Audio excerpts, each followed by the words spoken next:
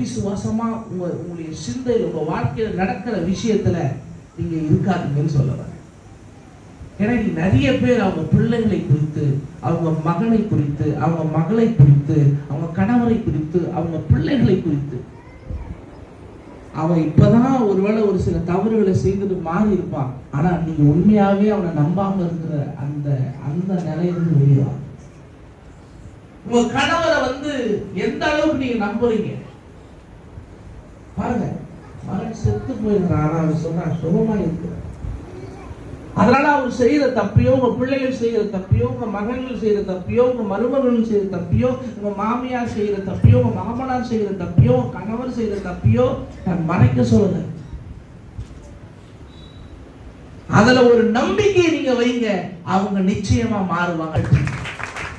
அப்படிப்பட்ட ஒரு விசுவாசத்தை அவங்க வாழ்க்கையில நீங்க வைங்க, அது நிச்சயமா உங்க வாழ்க்கையில நடக்குதா இல்லையான்னு பாருங்க.